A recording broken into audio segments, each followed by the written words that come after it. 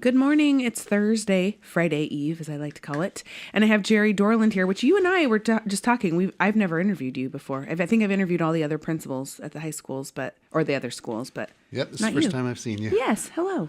Welcome. So you are the principal at Trask River High School, which is out at the port as part of the Oregon Youth Authority facility that's out there. It's the complementary high school, I guess. Is that what we call it? Yeah, it's a school for incarcerated youth, and it's out by the blimp base, the old school district office. It's right across the way there. I believe the Helping Hands community is also started out there. So we're kind of all in the same area. Yeah, that's right. They have the old, whatever that officers row. Yeah, yes, thank you. Excuse me, fighting a lovely cold. So I was asking you before we went on that if there are a lot of local students in there, but you said there aren't. No, we seldom have any local kids in there. Once in a while, one will come through, but generally it's we have kids from all over the state. So either the Portland metro area or down south or even Eastern Oregon, they come to us, and it's usually prescribed by the OIA, treatment of some sort where they're going to fit best. As I told you earlier, their facilities all over the state. So some fit kids better than others, and so they ship them out, and this is where they live. And right now they're enjoying a lovely rainstorm. Yeah. So as you were talking, I'm like, oh, hey, that's loud. So these are students that, so OYA is a juvenile. It's juvenile, but it's not, because you said they can be up in there through 25? Yeah. Yeah, we've had kids as young as, I believe 13 at one point is our youngest that we've ever had, and they are capable of staying until they're 25.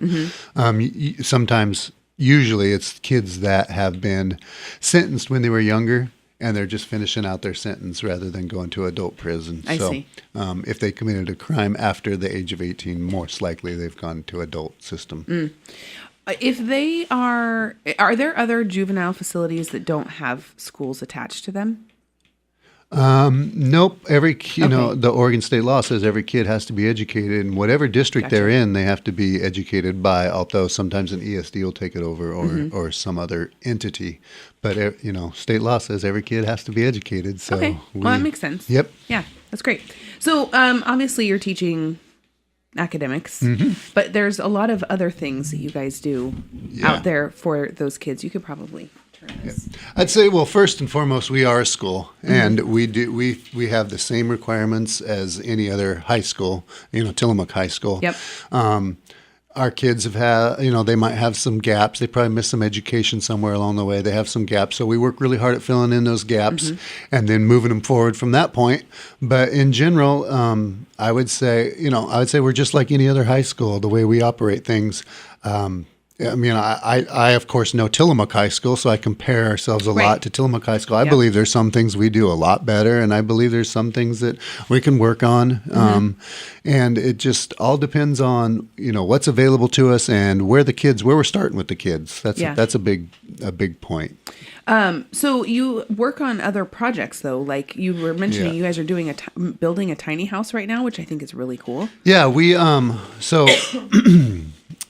education, of course, I'll go back is first and foremost, but after they've kind of wrapped their head around their getting schooling, we always try to put them into alternative programs. Of course, in most schools, you can have art and you can have shop and you can have all the elective classes. Well, those are a requirement, of course. You need most high school kids need 6 elective credits. We have a hard time offering those in all those avenues because we're fairly small. Right. Yeah. How many kids do you have out there? 75 total. Wow. But remember, those are from 14 to 25. So some of them, the older youth, we do adult transition with, teaching them work skills and that sort of thing. And that's where our shop and garden come into play, but also with the high school. And so, the tiny house, to get to the tiny house, we started off a couple years ago with Jim Cox, who's a fabulous teacher, by the way, and we kind of garnished him from North at Neoconi. And he does an amazing job, and he just takes on anything I suggest. It's almost like I've told him to do it. He just takes it on and yep, we can do that. That's his attitude. And it's so contagious. The kids are like, yeah, we can do that. Cool. Which is a great attitude to have because a lot of times, especially now, kids are like, I can't do it. Yeah, absolutely. It's a great mindset. And so anyway, he started off building a teardrop trailer. They built a teardrop trailer from the trailer on up. They did every little bit of it, and and he not only wants to make it as good as anything you can buy out there, he wants to make it better. So most of those teardrop trailers will have a door on one side. He put a door on both sides. And they're like 8 feet long. Well, he made his 10 feet long. The bed's 10 feet long. So things like that. So it's quality stuff. It's not just something slapped together. Yeah, slapped together and sold. And so the tiny house, when he was up north at Neoconi, they did a house project with the school. So out in the community, they'd build a house. The kids would build a house, and then they'd sell it. Well, I suggested we can't let our kids out to build a house, but I suggested the tiny house, and he's like, yeah, we can do that. And he just ran with it after that. And so from the ground up, they built. Are they building it now, or is it already built? Yeah, it's in the process. It's framed in, windows, insulation, wiring, plumbing's all done. And it's kind of the finish work, the fun stuff now. So they've put up knotty pine all around. The next step, I believe, is cabinets, and they're going to build their own cabinets. So that's really cool. They're going to put in hardwood floor. We started talking about. It's interesting. We started talking about, what we can afford to do and what we can't afford to do and what we're teaching kids. So that's the most important thing. And one of the things was the flooring. And we started talking about, laminate or something like that down. And it's like, Jim, when they get out in the world, they're looking at, building houses. They're going to put hardwood floors in houses. Right. Laminate's kind of going away sort of thing with Pergo and things like that have come out. And when we looked at the cost, you're talking 100 square foot of flooring, so it's not that much. Right. And so to teach that skill, it's well worth it. Sure. And I would say that I can't imagine a tiny house that's going to be built better than ours. I mean, there's hurricane clips and snaps and things everywhere in that place. It's not going anywhere. Yeah, Jim's, his thought is, you're traveling down the road at 70 miles an hour. On a freeway somewhere, that's hurricane force winds. Sure. So it's got to be better than that. Yeah. So it's a sturdy thing. Now, that's pretty cool. I'm sure some weight comes with that. You're not going to haul it all over the place, but but it is a sturdy house. Yeah. Yes. Quality built sometimes means heavy. Yeah, absolutely. So I have so many questions. So you mentioned, do they sell it and then, or are they going to sell it? So this is how this whole program, we call it a Trask River Productions, and you may have seen some of our stuff around because I won't let anything go out of that facility without, we bought a brand and, everything that's wood, we brand it. And so if you bought a picnic table down at the co-op, it's got our brand on it. I was going to say, I think I heard that you guys were selling picnic tables. Or you do every summer? The wrestling team sells them, but we build them for the wrestling team. Okay. And then we get something out of that as well. You got to thank the mill again. They donate lumber and stuff like that. Nice so again, I need to also mention our community is amazing here in Tillamook. But so Master Gardeners does their sale every year, and they do planter boxes. And again, they're stamped, and our Very cool. website and phone number and everything's on there. So yeah, you'll see if you look around, you're going to see some of that stuff out there. So they've earned some money, and then I supplement that a little bit so that they could build it. So that teardrop trailer they built, they sold, and then that any profit from that goes right back into the program. So cool. So they can start building and working on other things. So instantly they sold the teardrop trailer and they bought a trailer to build the tiny house on. Cool. There's a lot of special things that go into a trailer for building a tiny house. So, I'm sure. So they purchased that, and then I will supplement a little bit, and then that money that they make will go right back in. We've already got the trailer for the second tiny house that's ready to be built, and we hope that the program is fairly self-sufficient by the time we're done. It'll pay for itself. Cool. So yeah, we sell it, but we're not necessarily in the it's not like you're production. Right. Yeah, we're not making them to sell necessarily. We're making them to teach kids. Right. Well, I was going to say, I mean, there's so many so many skills they're learning out of this, not only just trade skills, but teamwork and how to plan and Yeah. do all those things. And I would assume, is there budgeting involved? Are they learning how to budget and know how much money they have to buy flooring? Yeah, a little bit.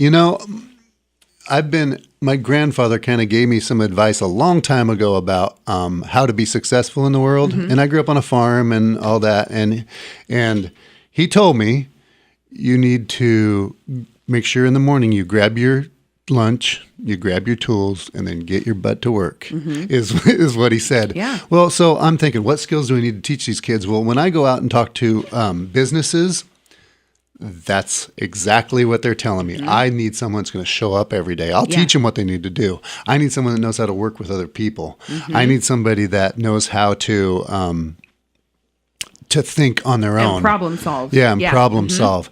So the whole thing about teaching skills, like how to weld or how to use a hammer or how to do wiring and how to do plumbing. That's great. We can all learn that stuff on the job. What employers are telling me they want is grab your tools, grab your lunch, and get your butt to work. Yep. And show up and be consistent and work hard and exactly. Yeah. And so I've worked really hard at trying to find out what employers want. And again, the skills is not it. It's being a worker. Yeah. Being a worker. Yeah. Yep. So, I had a question and I lost it. So I'm going to take a break real quick. Maybe it'll come back to me. Today is the Mildred Davie Memorial Scholarship and Recognition Luncheon at Tillamook Bay Community College. The foundation will recognize their 2017-18 scholarship recipients and the donors who make those scholarships possible. The first Mildred Davie Luncheon was held in her honor in 2000 as a way to thank Mildred for years of advocating for local education at Tillamook Bay Community College. At the luncheon, the Mildred Davie Endowment was also started.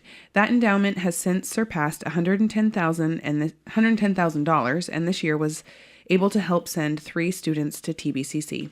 Since her passing in 2005, the Mildred Davie Memorial Scholarship and Recognition Luncheon has been a way for the foundation to honor Mildred, recognize the students receiving scholarships, and thank all the donors who make scholarships for students possible. Mildred used to say, "He climbs the highest peak who helps another up." And I believe that's at noon at the college. That's today over at the college.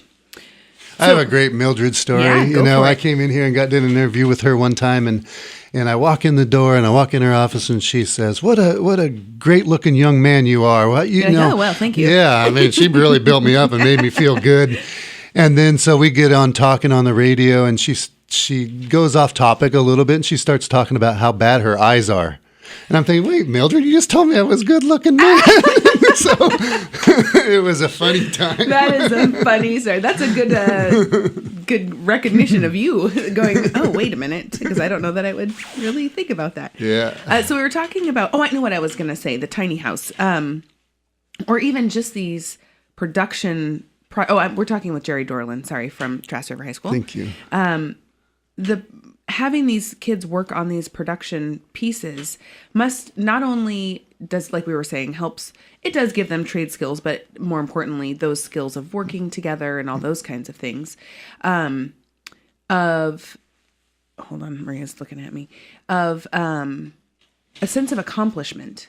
Yeah. You know what I mean? Like so often we do things where you don't really see the end result. And then all of a sudden they see an end result. I helped build that. We sold it for this much, and now we get that money back to help. A lot of our kids come from places that aren't necessarily nurturing, like you and I probably had.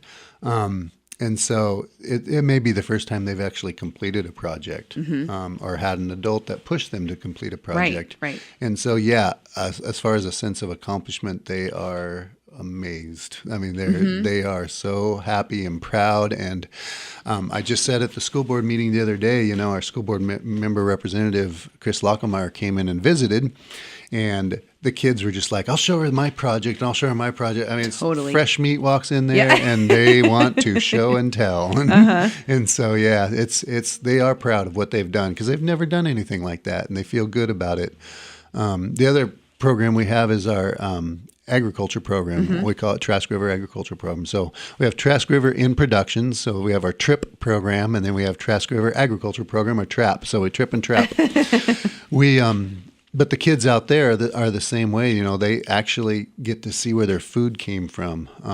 I was just contacted yesterday by school, Garden to School program. They want us to present what we do. Oh, cool. Because the kids don't know where their food comes from. I cannot tell you how many kids we have chickens out there. I cannot tell you how many kids have told me, at least 10 have told me that I've never seen a live chicken before. Now, I can't believe that. I mean, a kid hasn't seen a live chicken before, but they haven't. And then, especially if they're coming from a city, if they're coming from a metro urban area, yeah, they're not going to, I mean, there aren't chickens in the city. And so that and seeing where they're a plant come from seed to plant to produce and then eat it is amazing. And they take everything, they produce it somehow. I have my personal apple press. I grew up on the farm. We used to apple press every fall. I love the fall because it was a slower time of the year, and after all the hard summer work is done and you're fixing up machinery and that sort of stuff. And one of the things we always did was press apple cider. And so that was a really fond memory of mine. And I was like, I wanted to share that with the kids. So I personally went out and bought an old antique 100-year-old apple press, and we bring that every year. It's the third year in a row now they pressed apples, and they're like, wow, kids don't even put that together. Yeah, where does apple juice come from? Exactly. Yeah, it has the word apple in it, but yeah. Yeah, of course we have to caution them. You got to remember it's raw apple cider, and if you drink too much, you might have some stomach issues. And of course you caution them, but it's so good they can't help themselves, so they end up all with stomach issues. Get a lot of fiber in there. They sure do, yeah. And so projects like that, we also have our aquaponics program just fired up. I got 2 kids that are just crazy on that stuff. And they're high school kids, and everything they are doing right now, they're writing, all their writing samples and everything they're doing in writing is all based on this tilapia because they're so excited about it. And they've even found ways to, figure out how to do math with it, and science, of course, because they're testing pH and things like that, as well as the biology of the fish. So we're talking about, tell me what you're talking about, because I was thinking something different. So it's raising fish, and in that you cycle the water through a garden, a planted area. Which kind of filters it. And that cleans the water, of course, and then it goes back up into the fish. Which is interesting because, I'm going to be real gross here for a second, but fish poop is a really great fertilizer for plants. Absolutely. That's the whole point of that. Yeah. That's the whole point of this. I haven't heard, I've seen like betta fish, for example. I've seen them in a bowl with a plant on top, but I haven't ever heard about gardening with it. Yeah, it's kind of a 2-cycle, it helps each other. Absolutely. So we these kids are on it, and as a matter of fact, one of the kids came up to me. Now this is a great story, because one of the kids came up to me and goes, "Mr. Dorland, I got some bad news." And I was like, "Oh no, what's going on?" All the fish died. He goes, I think I'm going to get released in 2 months. It's bad news. It was bad news because he's so excited about this project and all the positive things that are happening to him at Trask River High School that he doesn't want to leave. And that's what he told me. I mean, later as the conversation developed, he doesn't want to leave. He loves the success he's having here. Now our job now is the next step, transitioning him out. To transition him out. Right. Not just be like, okay, you're done. See you later. Exactly. That's really cool, though, that you have so many different things. I was thinking when you said, what did you call it? Aquaponics. I was thinking like hydroponics, where the plants are just growing in the water. It's kind of that, but then it's the with same the fish. thing, because you put fertilizers and nutrients in the water when you do hydroponics. This is done by the fish. They put the nutrients in. Yeah. And then ultimately, we're hoping that you can eat the fish and have a garden as well. What kind of fish are in there? Right now, tilapia, and we're also... you said that, and I thought... Yeah, what? Right now we have tilapia, and we're also looking at catfish as a possibility. You can use any kind of fish. People have done it with crayfish and all that sort of thing. We've done a lot of research to find out the easiest type of fish to keep, because we can't control temperatures really easy, and we can't control a lot of things very easily. So catfish are an easy one, and tilapia supposedly are another easy fish. So you can use any kind of fish, but that's what we're working on right now. That's really cool. Yeah. That is a really cool thing for them to do. And as well as that in the garden, the kids built they're in the process. It's almost done. They're building a chicken coop.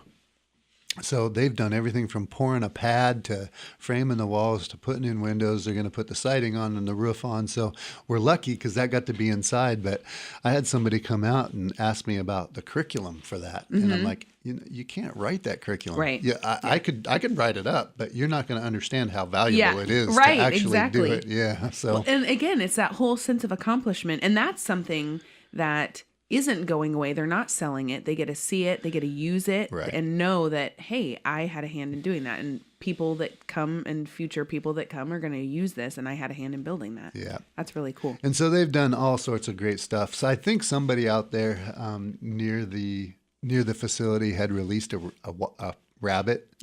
Well, it got in our garden and it was eating, wreaking havoc on it. So now they cornered it and caught it, and now they have a rabbit that they're raising, and it's great because one of the kids is all over it. He's finding out, what do rabbits eat, what's their lifespan, what's what kind of rabbit it is, because we just caught it. It's not a wild rabbit. It's domestic. It's domestic, but yeah, it's just amazing the research that just comes from that. Totally. And yeah, I keep kidding the kids that we're going to make Hassan Pfeffer, the old Bugs Bunny cartoons. But they're like, no, we're not going to eat this rabbit. It's our pet. We're going to keep it. Yeah. That's fun. And fun for them, for the chickens too. You were saying that some of the kids had never seen a live chicken. Right. So they probably also have never seen a chicken lay eggs. Right. I mean, not that you really catch them in the live act, but they get to go out and collect the eggs, right? Yeah, absolutely. They collect the eggs. We are looking really hard at next summer starting a CSA. And if you don't know what a CSA, it's community supported agriculture. Yep. You purchase a share of this CSA, and every week you'll be delivered a basket full of whatever produce, is in eggs. Season and ripen. Right. Yep. And you don't get to choose what you get, Nope. but you get a good basket full of stuff. So we're looking at starting a CSA that will be good. You talked about managing money and that sort of thing. That will be good for our kids it's a business. It'll be a little itty bitty business that they will actually have to run and keep track and make sure they're making profits and how much time they're putting into it and that sort of thing. So it'll be a good learning experience for them when they get out in the workforce. That's really neat. And again, those are, we do introduce our kids to the garden and shop as high school kids. It's very good connecting that real world stuff to school stuff. Sure. But more importantly, that's older youth stuff. Yeah. We just have a few minutes left, and I know you wanted to talk about there's a lot of community members that come out and volunteer their time to teach and assist and run. I don't know. You want to talk about that a little bit? Yeah, I want to make sure that everybody here understands how great this community is. First of all, if we want something, we a lot of times go out and ask, can we purchase this from you? And 9 times out of 10, they give us a discount or they give it to us for free. So our businesses are amazing. And then the second thing I would say is the people that are coming in and volunteering at the facility they're just outstanding. They're religiously there every week. Our master gardeners come out every Friday and work with kids. So sometimes there's the volunteers seem to love it because right now we have more volunteers in the garden at one time than we have kids. Oh, geez. But it's great for kids to work with another adult. Well, then they get some one-on-one time. And every adult out there, we all have a specialty in something. Yeah. And so it's great that they get to share that with us. Not only that, they come in, they have Native American activities. We have a great Native community here that comes in and shares that with our boys because they're not going to get it on the outs. Right. And then we have, just people that come in and mentor kids. I've for the last year, because there was a facility like ours in Warrenton that was shutting down. So I went up there and helped them kind of in that process. One of the reasons it's shutting down rather than Tillamook shutting down is we have a great volunteer base. So these volunteer communities are not only helping kids and not only doing something positive for not just Tillamook, but the whole state of Oregon, but they saved they saved 75 to 100 jobs out there because it's so valuable that OA had recognized it and said, yeah, we want to keep this type of place. Yeah. Now, that was only one factor in the whole decision-making thing, one very small factor. But the fact that it was even mentioned is pretty outstanding. And I just want to make sure that everybody here understands how great our community is. And if you think you're just doing one little thing and it doesn't seem like a big deal, it's more of a big deal than you probably understand. Well, and I would think for the kids, whether they realize it or not, it's showing them that people on the outside care. Yep. You know, they care enough to go there and work with them. Absolutely. Yeah. And that they matter. Yeah. And then the other thing is that I think people need to realize, our kids committed crimes and they're locked up. But when you get out there and you start working with them, you realize real quick, they're just kids. They committed a crime and they're locked up, but they're just kids, just like the kids we have in the high school here, just like the kids you have come to your house on Christmas morning. They're kids. Hey, we're out of time. Thanks for coming in this morning. Thank you for having me. Good talking to you. You too. Tomorrow, Stacy will be here with the Year of Wellness. Don't forget senior meals, noon every weekday at the Kiowanda Community Center in Pacific City, as well as the Tillamook Senior Center at 4th and Stillwell. Cost us $3 for seniors and $6.75 for everyone else. Tomorrow, the Fairview Grange is having a soup and salad dinner with an open mic night and art sale from 6 to 8:30. On Saturday afternoon is the senior prom at the Elks from 1 to 4. Tillamook Rotary is putting on this free event celebrating our senior community members throughout Tillamook County. There will be music, dancing, refreshments, and lots of fun. Please RSVP by calling Stacy at 815-2062. On Saturday night, Three Leg Torso is playing at 7:30 at the NCRD in Nehalem. You can get advance tickets at tickettomato.com. And Sunday, the Monday Musical Club's cultural event series kicks off with Swing Fever at 2 p.m. at Tillamook High School. Tickets are available at mondaymusicalclub.com or at the door.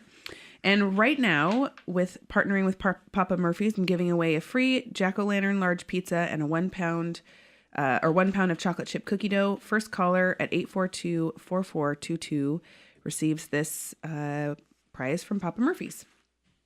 842-4422. And there's the phone ringing. Jerry, thanks for coming in this morning. Thank you for having me. And thank you, Tillamook, for listening.